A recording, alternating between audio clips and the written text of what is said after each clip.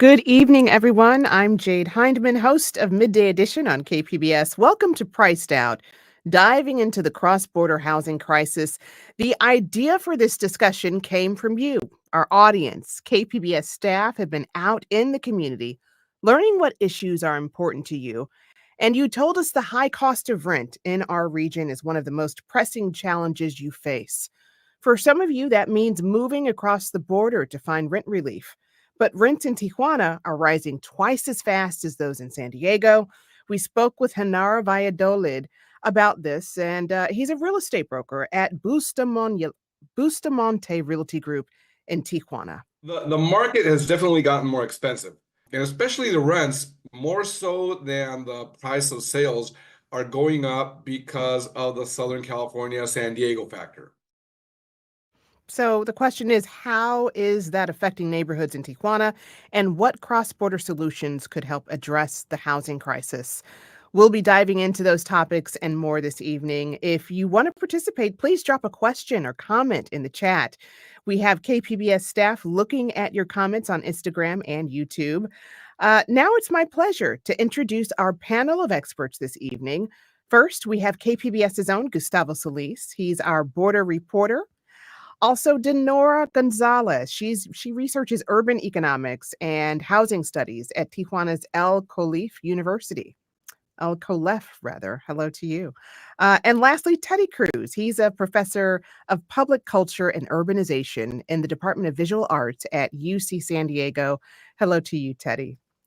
I'm so glad to have you all here with us. This topic, it was born out of our last community conversation about San Diego's cost of living crunch, which we held back in June. We started thinking about where San Diegans are going in pursuit of affordable housing, and one of those places is Tijuana. So, Gustavo, I want to start with you because about a year ago, you reported on Americans moving to Tijuana in search of cheaper housing. What are some of the main reasons behind that trend? Yeah, hey Jade, thanks you for starting off with me. I actually did the same story last couple of years in 2022 and 2023, and the premise was the same, right? San Diego is one of the most expensive places to live in the country. Actually, some are saying the world now. And Tijuana is right across the border, offering unique opportunities. And the main reasons, I mean, there's really only one, and it's cost of housing. Now, how that looks to different people changes, right? There's different populations moving to Tijuana, and I think that's really interesting, right? You have retirees, you know, knowing that their money can go further south of the border. These would be people going to like condos in Rosarito or Playas de Tijuana. You have people working. A lot of San Diego's economy is powered by the service industry. You have a lot of hotel workers, restaurant workers, bus drivers, a lot of kind of those traditional low wage jobs. You have more people who just can't afford to live over here and are going to Tijuana as well. And the new population, which we've seen post pandemic, is, and I don't know how big this is, but the digital nomads and remote worker types find that they can work from anywhere, and why not Tijuana, which is kind of an exciting Mexican city, but you also have the proximity to the border as well. Yeah. Well, I mean, how does the housing market in Tijuana compare to San Diego? It's a tricky market. I mean, it's hard to compare, and I'd be curious to hear like what the experts think about it. But it's multiple markets all in one, and they're not often competing against each other. I mean, on the one end of the socioeconomic spectrum, you have communities that are all essentially like squatters. Will just build houses wherever there's vacant land, and those are kind of the poorest of the poor, mostly migrants coming from the interior of Mexico and other countries who would otherwise be homeless, but they create these communities out of nowhere. You have the high end market, which people can see in San Diego, the luxury high rise towers that are going up all over downtown Tijuana, and those costs will rival properties here in San Diego. And then obviously you have the family market, the commuter market, who's more interested in living close to the border so they could come to work very often. So there is a very large, very dynamic. I think people forget that Tijuana is growing massively. It's almost 2 million people living over there. So it's a huge market with a lot of different options for people. Well, I mean, lay it out for me. Yeah, tell me about what an average studio or two-bedroom rental would cost in San Diego compared to Tijuana. Oh, well, that's the pitch that the realtors I interviewed for this story, that's the one they told me that, I talked to one guy whose clients, he gets about 70% of his calls are from people from California. And his go-to pitch is, all right, do you want to pay for a studio in San Diego or a house in Tijuana? And that was kind of the comparable he gave us. So I looked at average rents, just looked at Zillow this morning, right? In San Diego, an average studio will go for $1,900 a month. Um, Mm. what I was able to find in Tijuana just through different like realtor apartment websites, there are houses comparable to that one. Now, not super nice and maybe not in the best part of town, but it still holds up. A studio in San Diego, the equivalent of a standing house in Tijuana. Wow. Well, Teddy, I want to bring you into this because you've been teaching at UCSD for 20 years. And I understand you've seen the housing crisis push your own students into Tijuana. What have you heard there? Well, yes, and I would like just to mention first something that was part of the initial conversation, the initial topics, before I answer that, but or reflect on it. This idea of relating housing to markets, this is probably to begin with a very problematic issue for me in our research. Reducing housing to a commodity has made it, in fact, vulnerable to the fluctuations of the market itself, and therefore creating huge crisis of inequality and disparity. We can talk more about that later, without any social guarantees. So yes, housing affordability, right? The crisis of affordability has pushed many of my former students from the visual arts department who graduated from the MFA program, graduate students, who have moved to Tijuana historically, and recently even more because of the access to more affordable rents. But not only that, it is housing in relationship to opportunities, to studio spaces. So it's about really, expanding housing to connect to mixed use and to opportunities to really belong to a more vibrant street life for a moment. So yes, affordability and the crisis of affordability is something that pushes many of my students, but also I think the vibrancy of the culture in terms of the arts. Tijuana has been placed in the map of the world in terms of really bottom-up cultural, artistic practices without too many schools of art necessarily. But so I'm thinking that the texture of everyday life and the access to opportunity in a more vibrant context is also part of, I think, of, we cannot ignore that. Another thing is that this is also about the border being a kind of obviously a geography of conflict, of flows and circulations. So yes, young people going to Tijuana to really have access to affordable housing and other amenities connected to everyday life. But let's not forget, Tijuana is also the place of arrival of global migration at this moment. So migrant housing, not only there, but now into San Diego, the flows of migrants coming to our cities to be part of our communities that can really help us to expand the meanings of social housing, inclusion, and so on. We can talk more about that. Seniors, retirees, as Gustavo was saying. So as usual, this is part of the supply and demand flows. But yes, at the end of the day, my experience through my students has been many of them living in Tijuana because of access to more affordability. Wow, lots to get into there. But Donora, I want to bring you into this too. Your hypothesis is that those investing in Tijuana's housing market are driving up the prices. What does that mean for the availability of housing for those who live and work in Tijuana? Well, something that we have seen, as you well mentioned right now, is that a rise in rental housing and less owner-occupied housing in Tijuana. And this has been maybe from 2010 onwards. So it's after the housing crisis. It's after we also here in Tijuana had our own social housing debacle, where the certain policies came into place and reduced housing availability from both formal markets, which were these mass produced small houses that were $20,000 purchase price. And also, we saw a reduction in the type of occupations that Gustavo was mentioning. And so it all comes in within these changes that have been implemented in the last maybe 20, 30 years, where we have mortgage availability. Before we didn't have mortgage availability, so the markets were somehow stagnant and neighborhoods were very mixed. And right now, what we're seeing is that this market driven housing developments are triggering more segregation, are changing the landscape within these neighborhoods. They're becoming more homogeneous in income. And so the profile of these neighborhoods are less mixed, which is which is not good for promoting equality. It's not good even for businesses, because businesses have to compete for their workers who have to come from faraway places in order to attend these neighborhoods.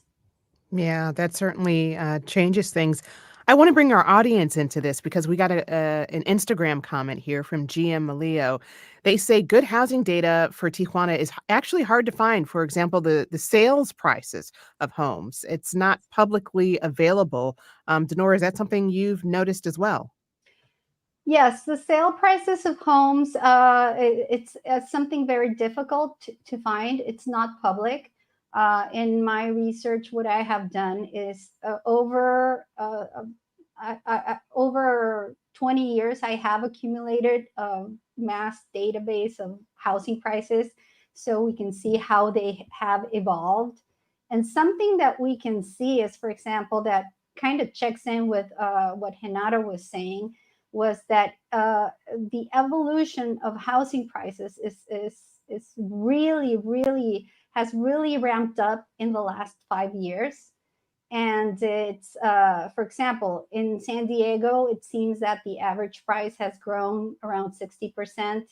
From what I have in my database, it's probably grown more than 100%, maybe even 160%. So it's growing very fast, and the Tijuana market has been it's very attractive for investors because of that high of that high investment yield. Yeah. Teddy, you look like you've got something to add to that. Began with somebody, let's say, coming from realty in terms of, again, marketability.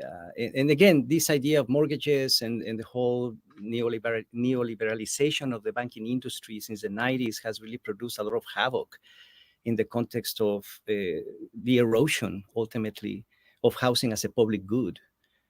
So that's the ultimate dilemma for me, the demonization of taxation, for example, that could, in fact, taxation is a civic duty that would enable us to invest in more robust public and social housing that completely has disappeared both in the United States and in Mexico, really, in the last decades, dominated by private interests. So yes, for me, it continues to be a critique of trickle-down economics. The market will never guarantee housing as a public good, will never guarantee social protections and inclusion, and will never fight off gentrification. And this is what is happening in Tijuana and everywhere in the world, really, to tell you the truth. So it's problematic to begin the conversation with market-oriented dynamics. Mm-hmm. If we had asked a nonprofit working on social housing or any affordability, it would be a very different perspective. What Genaro was talking about was about a particular market of luxury housing in Tijuana, which has become almost equitable to San Diego. A two-bedroom in San Diego, let's say $3,000, which is not even luxury housing. In Tijuana, one of those new towers is almost equal the price, but comes with all the services, porco share, garage, private security. So yes, there is a market in Tijuana for luxury housing. But if you go to the informal settlements where we work in migrant housing, you can find two bedrooms for $200 and so on. So the brackets of pricing are really vast and diverse in Tijuana. And that's very difficult to measure through the kind of econometrics, let's say, of marketability. Yeah, it really starts to segregate communities based on socioeconomics. Gustavo, I want to talk more about the effect on neighborhoods in Tijuana. As we talk about San Diegans moving in or investing, what local impact does that have? Well, I think they Nora explained it very well, right? The changing of the fabric of entire neighborhoods, increased homogeny, maybe some folks feel like they're being pushed out. One of the ones I'm most interested in, and just because like KPBS, the way I try to cover Tijuana is to have stories that people in San Diego can kind of relate to and kind of see the impact. But the biggest one in Tijuana is the fact that that city's infrastructure is already overburdened, and they keep on approving more and more construction, not just residential, but commercial and industrial as well. And that is pushing the city to the brink. I mean, some neighborhoods, I was working on another story last week. I was at Nueva Esperanza Colonia, which is one of the poor neighborhoods in Tijuana. No paved roads, not connected to the sewer system, not connected to the electrical grid. They're subject to rolling blackouts. I think the city needs to answer, or the region needs to really answer, like the ethics of this, right? What is it right to continue all this building without backing up the infrastructure? And south part of San Diego, we see the results of that overburdened infrastructure, right? We see the Imperial Beach coastline being closed for I think it was 1,000 days in a row before it reopened recently. You can smell it while you're driving down there. And for the people that live right along the border, closest to the border, there's the air quality from all that traffic of the border traffic. So there are real physical um, impacts of this type of growth that we experience on both sides of the border. Yeah.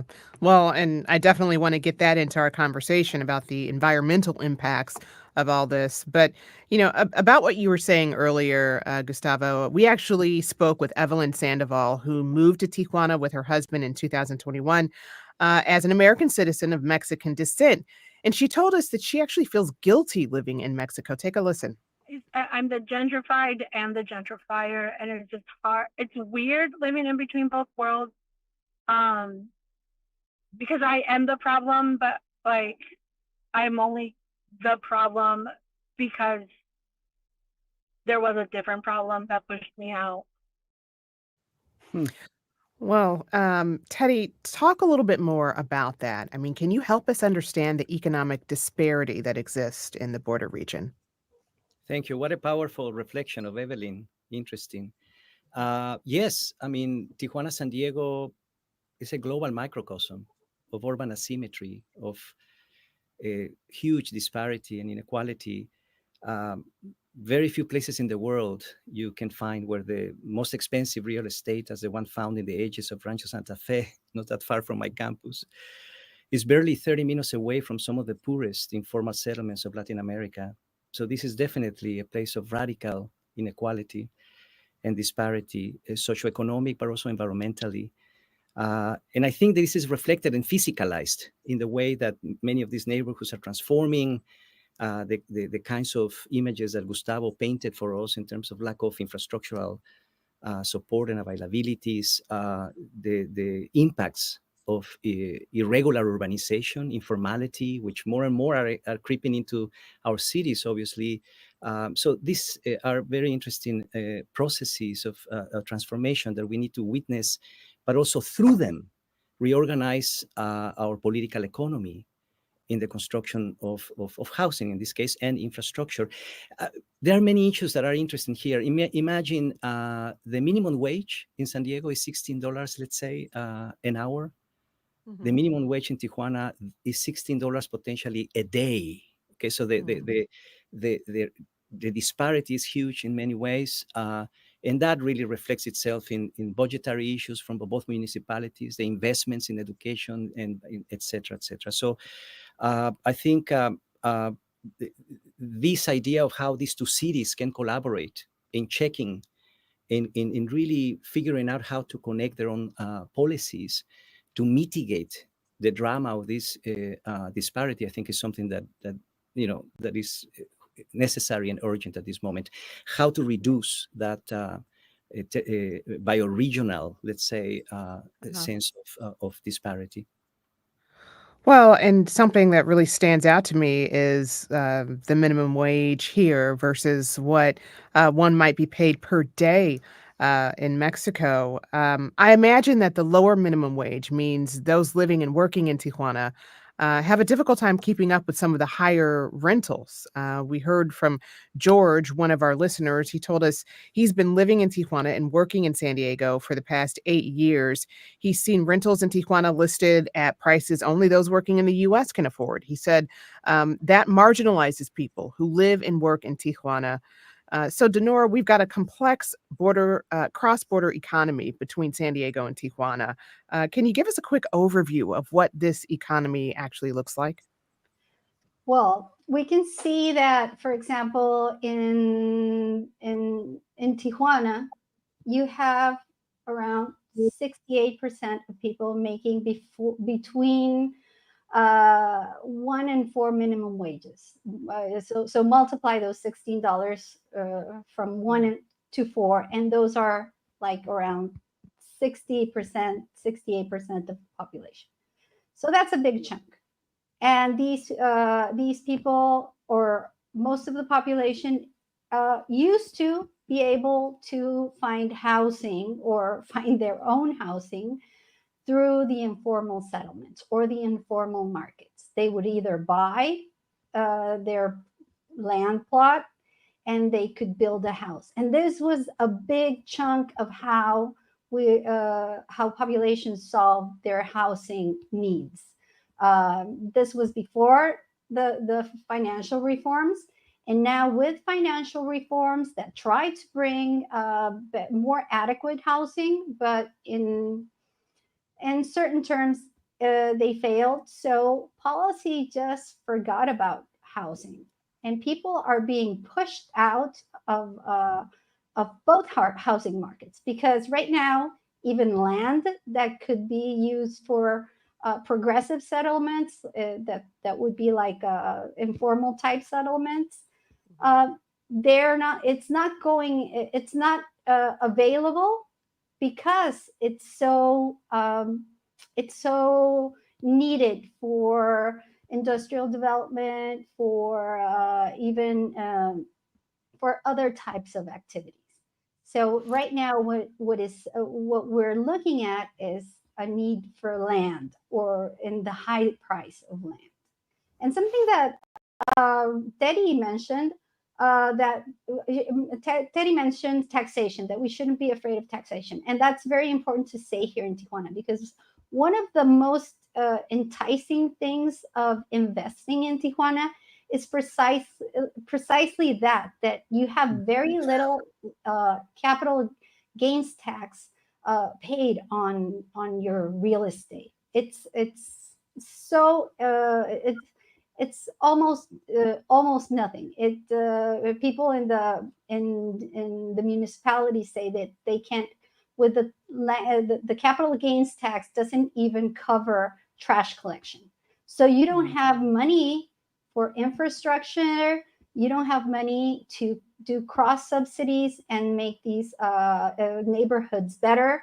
So all of the capital gains from these real estate developments are going straight to private entities, or or the private investors. So it's not doing anything. It's only making it more difficult for the average citizens to live in these cities. Yeah. So policy just isn't keeping up here. I want to move along to an issue facing those that commute across the border every day, and that's the cost of transportation. Gustavo, are you able to put those costs into perspective for us? I mean, it's difficult to measure that cost, but I think it's out of time, and how much is your time worth, Hmm. right? There are the numbers fluctuate, right? People say there's between 60,000 or as high as 80,000 people living in Tijuana, working in San Diego every day. So that's tens of thousands of people crossing every day. If you don't have Sentry, which, Sentry is kind of like a fast pass to the border. Um, I've talked to people who get up at 3 in the morning to make sure that they're at work in San Diego at 8 in the morning.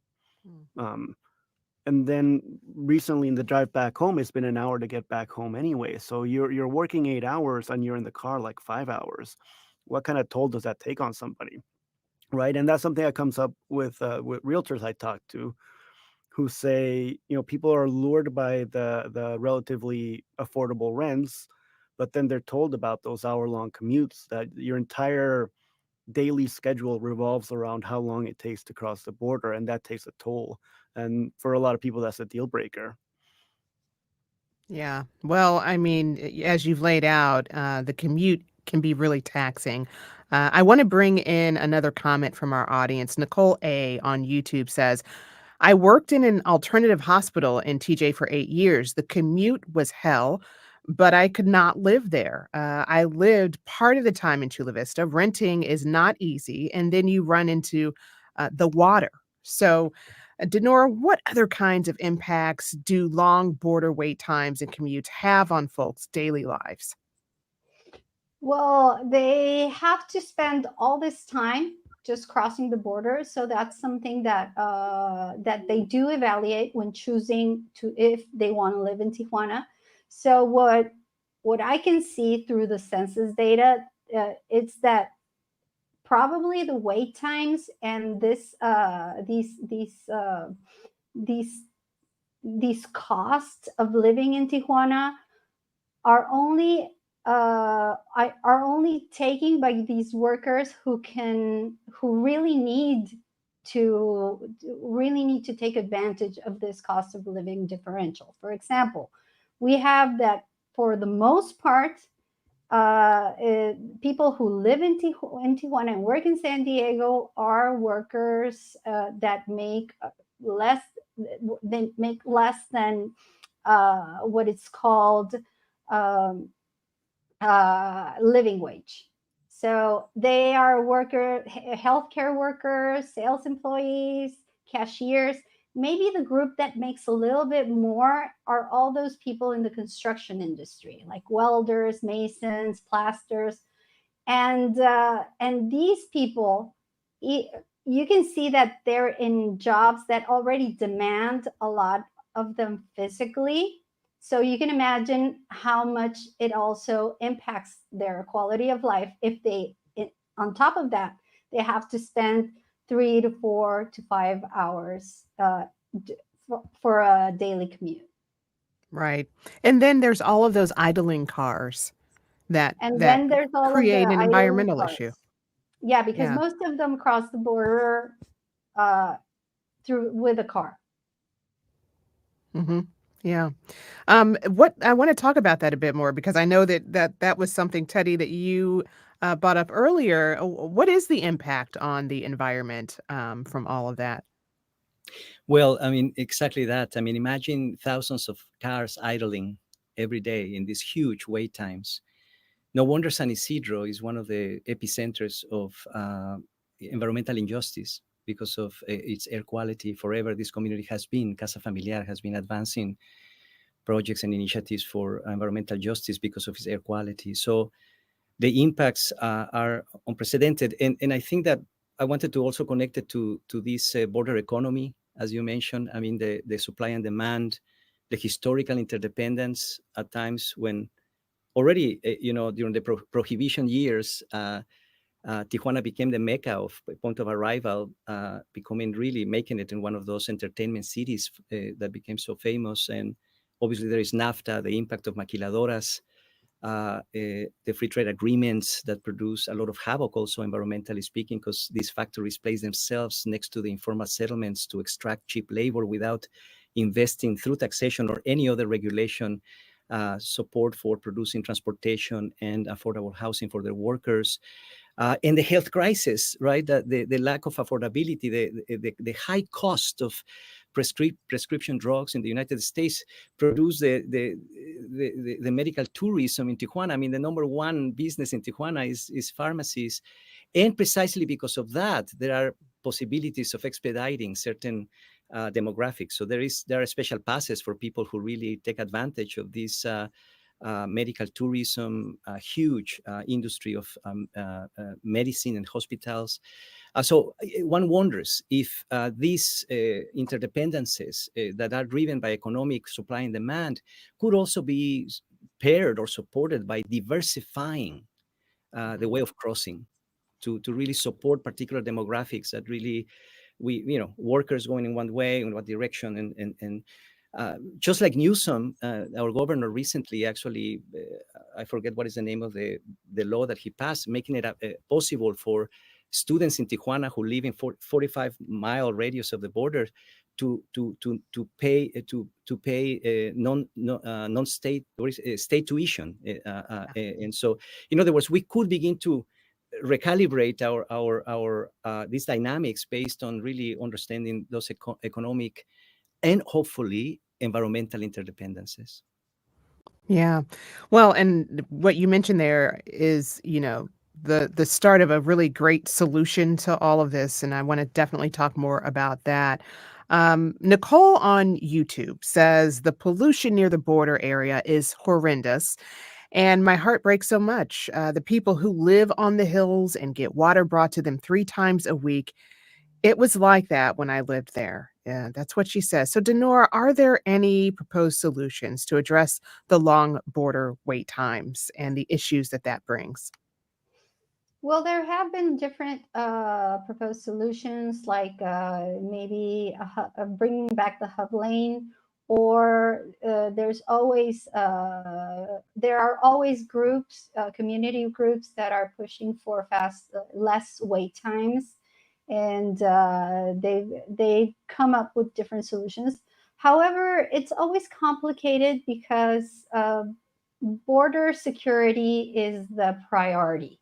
And being that what it is, border wait times take a second or third time in third place in priority. And well, some of the initiatives there are very, very interesting, and I think that as we move forward with technology, the idea, for example, that Sandag is floating is the possibility of a binational trolley. Also, there's from the Baja California government a proposal for connecting a connecting bridge, which would serve people walking through the border and connecting them with public transportation on this side of the border. So there are several initiatives that could make that could reduce wait times and also incentivize public transportation, and that could really help both environmentally and also the quality of life of people crossing the border every day. Yeah. Well, and we're seeing lots of comments about the difficulty of living in Tijuana, like Chris W. from YouTube, who says, be prepared for occasional water shutoffs, often for a few days, store plenty of tap water to prepare. Um, and just a reminder, if you'd like to participate in this conversation, feel free to leave a comment or question, and we'll try our best to get to them all. Um, Talk to me a bit more about that, Denora, the water issue in Tijuana and how Well, this influx of people moving there impacts that. of course, we have a limited supply of water, as you do also in San Diego. We bring our water from the Colorado River, and it has to travel several miles to get here. And it's very it's as you said, it's limited. So in many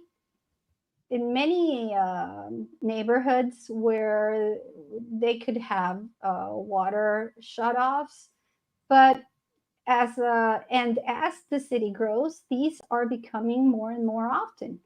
And so it's not only water; it's also electricity. We have, as the city has grown, it has been difficult for infrastructure to keep up with the pace. And so both water and electricity are the big policy issues for the next maybe 20 years right now. And especially electricity is being demanded a lot for the industrial sector. So that's going to be one of the issues we should be looking towards in the next 20 years. Well, Teddy, in general, how have existing housing models impacted our regions most vulnerable from where you sit? Well, in reality, as Dinora maybe mentioned earlier, the housing crisis really, particularly in Tijuana, has pushed people to the edges, to the informal settlements, if anything, to produce alternatives that really enable, and motivate people's own capabilities to really to build their own housing. So in our research, if anything, informal settlements in Tijuana become incredible laboratories for social housing and for environmental infrastructure, believe it or not. While many governments and probably many actors in the city would look at these informal settlements as places of criminalization, poverty, places that we don't want to enter into, for us it's been essential to argue that these environments that have been building with people's own sweat equity, recycling materials. In fact, many of the informal settlements of Tijuana, their housing, the self-built practices, mobilize, use, in fact, recycle the waste, the urban waste of San Diego historically. So there's an incredible ingenuity, I think, without romanticizing poverty. But I always want to understand the institutional mechanisms that have produced so much poverty and disparity. But at the same time, I want to really elevate the creative intelligence of people in moments of scarcity and emergency to build their own environments. So there is something about involving communities in a participatory way to really address the housing, the housing crisis. So much of our research, again, has been in places of marginalization, underserved communities. In fact, migrant neighborhoods in San Diego have been the epicenters of our research. The positive impact of immigrants transforming the American neighborhood, because as immigrants settle in many of our older first ring of suburbanization, City Heights, National City, Chula Vista, San Isidro, etc., migrants begin to adapt spaces through housing, transforming what is otherwise a very homogeneous housing stock of single-family residents placed in large parcels, transforming those neighborhoods into more complex socioeconomic systems. So issues of solidarity, local governance, shared spaces, negotiating boundaries, all of this intelligence on both sides of the border really should be translated and represented so that our institutions from the top down can begin to change their own land use policies. Yeah. And you mentioned institutions. So, Denora, what can local governments do to support better affordable housing options for both San Diego and Tijuana residents?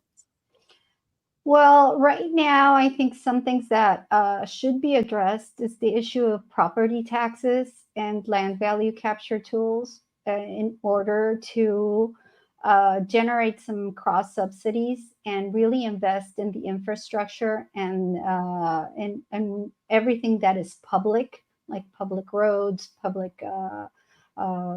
public infrastructure. We also have to think about multi-level, multi-needs solutions. Like we cannot discard how the city has grown through progressive settlements. So the provision of land plots for progressive housing should also be something that's part of the strategies, and with a very with a good strategy on providing its infrastructure and and community services. Also, we need investment in infrastructure and all throughout the city.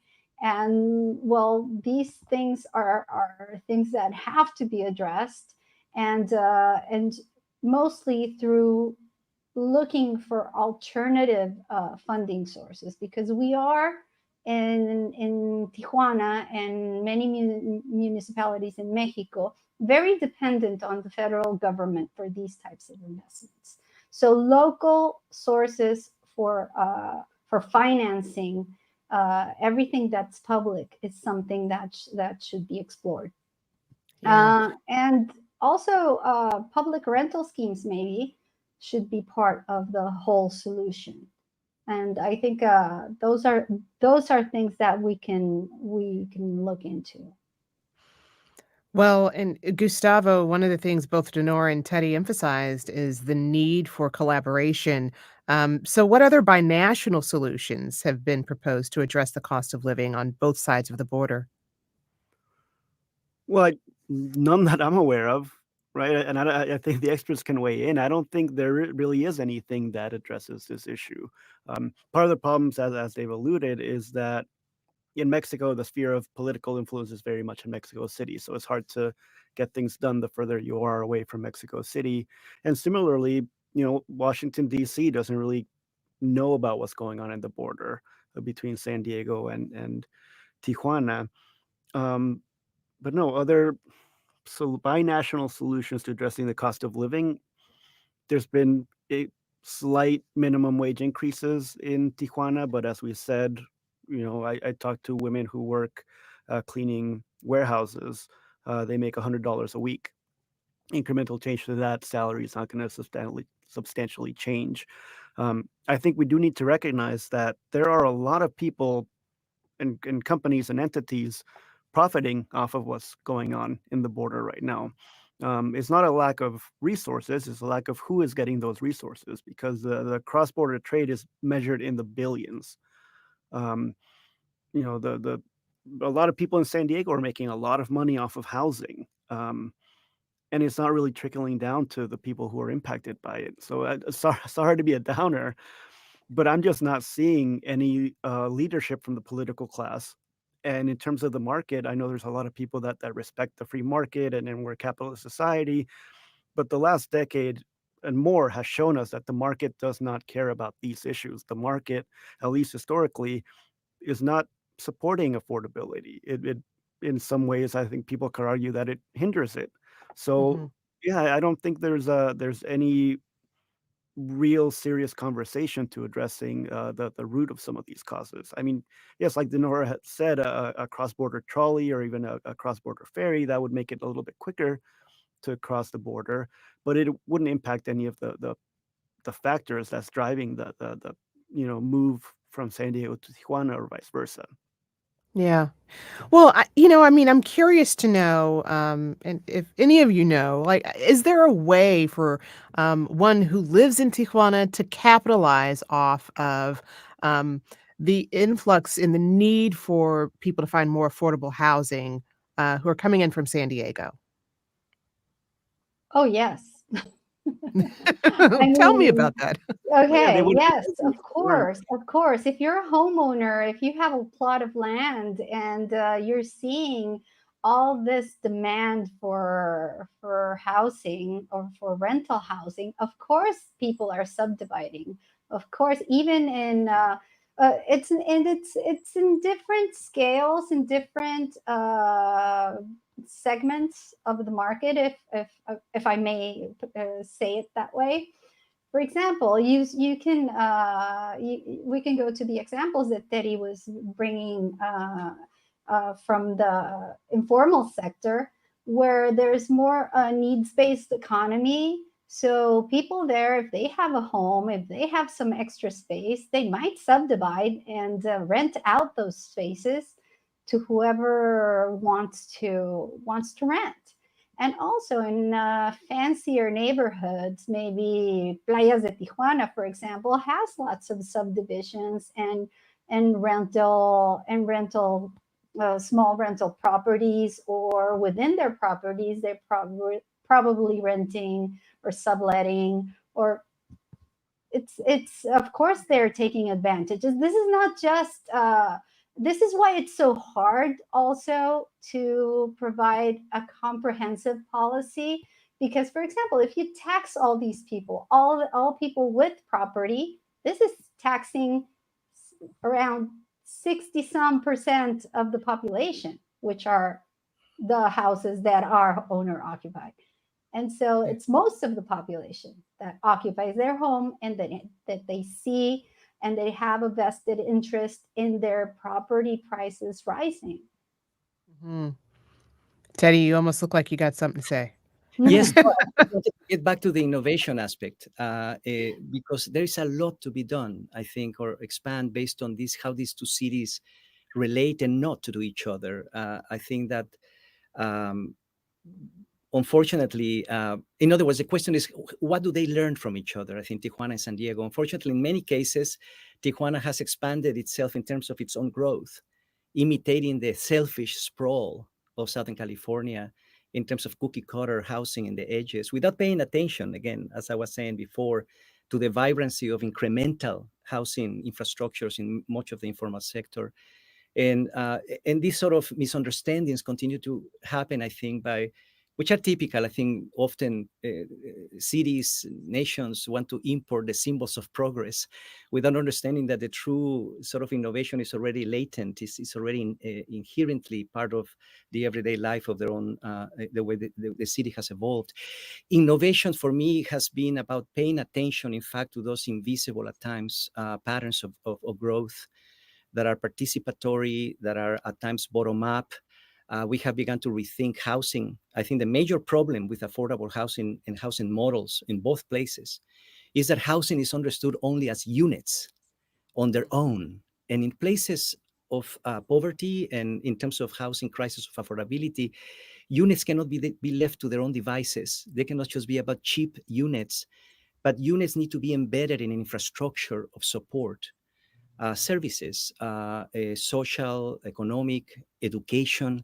So a lot of our projects have been really, that we have been advancing is really calling into attention that housing needs to be, affordable housing needs to be framed by spaces of access, let's say, for opportunity, for education. So that's one of the most innovative projects that we have advanced is the UCSD community stations, which is a network of public spaces surrounded by housing on both sides of the border, where education and research is conducted collaboratively with community partners. We've discovered that the economic power of our own public university, UCSD, can be leveraged, in fact, for our community partners to develop and own their own housing stock. We developed the first model of a community station with Casa Familiar in San Isidro, where we basically, mobilizing university philanthropy and foundations were able to invest $3 million that serve as leverage for Casa Familiar to advance a project through new market tax credits to develop 10 units of affordable housing. But those housing units are flanking a community theater, an outdoor classroom, pavilions for social services. So this interface of units and public space is necessary today in places, particularly in neighborhoods that are underserved. So yes, rethinking altogether the model of housing, I think, and understanding it not just as an amount of units. We need a new political language. Density continues to be perpetuated as just an amount of buildings or people per area. Tijuana has shown us that density should be measured differently as an amount, in fact, of social and economic exchanges per area. That changes our conception of the political, but also of development itself. Yeah. Well, and Teddy, when I hear you talk about this housing solution, what I also hear is the difference between not only like what's needed, but also the cultural difference between a culture that embraces individuality and units versus one that embraces communalism and working together and cooperatively. So, talk to me a bit about how the vision from the UCSD community stations could be applied to other models of housing. Yes, particularly because we need to, in our mind, I think we need to expand the horizon of economic development, that the city should not only be developed by private developers. We, in fact, question the housing financialization models that prioritize private interest and housing affordability solutions that always are articulated by giving developers incentives without demanding any social guarantees. What I'm trying to say is that we need new coalitions of development the community stations became a model, not only of a collaborative education model, so our public university can begin to co-construct, co-develop knowledge with others, circulating activists and community leaders into the university and researchers and students into communities. But it became a model of co-development, really a model that public university can be co-developing housing and public space with grassroots organizations. Architects, the sweat equity of architects, this is a topic that is really of interest to me. San Diego has become an epicenter of housing development by architects, led by Ted Smith, a mythical architect in San Diego, who discovered that our fees as architects, I'm an architect, amounts to 15% of the construction cost of a project. So if 5 architects or artists get together to buy a piece of land in a place that is still affordable, and they put their sweat equity of their own labor, let's say their 15%, they can qualify for a construction loan. Nothing should prevent architects and artists from constructing and building and developing their own housing, and nothing should prevent communities from doing the same. So we think of bundling the sweat equity of architects, the sweat equity of cultural producers and nonprofits who are doing amazing amount of work through social services, and the equity of public universities, and also accessing public parcels by the municipality for promoting and enabling communities to be the developers of their own housing stock. That's for me fundamental, to expand the horizon. Not only private developers should be developing housing, there are other modalities, other economic performance that can be invented. I think that's where innovation really should be. All right. Well, Denora, I want to get a question in from the audience. This question comes from YouTube. G. Mollinger6 asks, why are the newly built condos in Tijuana empty? Are investors just banking on appreciation? Why are they empty? Well, as if what housing is an investment where you can get revenue from either rent and from the actual equity. So if they're empty, that means that, and if the equity is really doubling every couple of years, so it's they don't have to sweat it renting them out. Interesting. In some areas, in others, or they could just rent it out occasionally, like maybe through Airbnb. They could rent it out. They have also new models of administration where maybe some group of or a company can administrate your properties and they can rent them out. So there are different models. So they don't have to be empty all the time. They don't have to be full all the time. You just have to ensure a certain revenue. But that would be the business model, you know?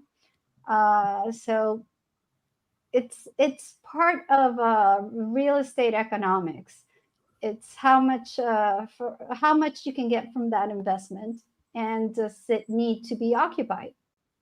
And if capital gains are growing so fast, then probably it doesn't need to be occupied that much. All right. Well, I mean, we've been talking about possible solutions to this problem, but this isn't a problem with one solution, right, Teddy? Uh-huh. Right. And a lot of it also depends. And I was thinking, as Dinora was speaking, about regulation, believe it or not, about more empathetic, I say, regulatory frameworks. The reason those apartments are empty is because nothing is, forcing those owners to be there. I mean, before Airbnb was invented, during the New Deal years, between the 50s, 60s, 70s, many of the old neighborhoods of Los Angeles, even San Diego, but Los Angeles particular, were developed through small-scale development, duplexes, triplexes, fourplexes. There was even a housing model that was called the six-pack, sixplexes. Zoning and lending collaborated to help small-scale development. And those were really about owner-occupied. So somebody owning a house could build a duplex in the backyard, rent a house, those units to pay the mortgage. It was a more beneficial, relationship between regulation and economy that really focused on incremental growth in the city. But again, at some point after the 80s, everything shifted. And so, yes, I think I would argue, and I believe in institutions, I believe in government, progressive government that can really, hopefully, the innovation, this is what I'm trying to say, the innovation needs to happen in bureaucracy itself on both sides of the border, San Diego and Tijuana, to change the opacity, the Byzantine bureaucracy that defines our regulation, how to make it more agile, more inclusive, and to really redirect the resources and knowledges to communities in need. I mean, depends on the progressive governance, I think, where regulation really sets the terms for the kind of social guarantees that can prevent really these kinds of crises in the future. Well, we had a comment from someone, and I'm curious to get your response, but I'm going to move on here, Gustavo. If we don't address these issues, what do you see as the long-term implications for both cities? Well, I think we're already seeing some of those implications, right? I mean, what are we at in San Diego? Is it 24 straight months where more people became homeless than got out of homelessness? That's an implication of what's going on. In Tijuana, what are we seeing, right? Increased water pollution on our shores and more people being pushed out of the communities they have lived in for a long time. I think if nothing changes, we should just expect those trends to continue and potentially even expand and grow faster and faster. I think we are like, I don't know what needs to happen. Maybe we gotta hit rock bottom for people in a position of authority to do something about this, to actually take it seriously. But the status quo just isn't working. This isn't sustainable, and we're seeing it in very real time. I think the question for Leonora about empty apartment buildings in Tijuana, we see the same thing in San Diego. How many of the skyscrapers they've built downtown, you drive by and all the lights are off. And meanwhile, around downtown San Diego, there are 10 cities of people who are unhoused, right? There's a great just divide, right? You see the income inequality in both sides, in San Diego and in Tijuana, and even in San Diego and Tijuana, which we've talked about. So I think those issues, I expect them to continue to grow and even get more impactful in the future, unless something changes. And I do hope something does change. I grew up here, I live here, my family lives on both sides of the border, and when we're invested, this is a beautiful place to live in. But unless we do something about it, I'm concerned about the long-term sustainability of this place. All right. Well, I've been speaking with Gustavo Solis, border reporter for KPBS, also Denora Gonzalez. She researches urban economics and housing studies at Tijuana's El Colef University. And lastly, Teddy Cruz. He's a professor of public culture and urbanization in the Department of Visual Arts at UC San Diego. Thank you all so much for joining us. And thank you to our audience for joining us tonight. If you enjoyed this discussion, please stay in touch with KPBS and sign up for our newsletters at kpbs.org newsletters. If you have something to share related to this discussion, leave us a voicemail at 619-452-0228. And if you missed any of the conversation, you can catch the rebroadcast on Monday, on Midday edition, October 14th, or on our podcast after that day. If you want to hear more on this topic, our colleagues over at the Port of Entry podcast have a new season all about shapers and visionaries of the border region. Their next episode is out on Monday, October 14th. Lastly, do you have any idea for a future community conversation? We want to hear it. Send us an email at midday@kpbs.org. Have a wonderful evening, you all, and thank you for spending your Wednesday evening with us. Thank you, Jade.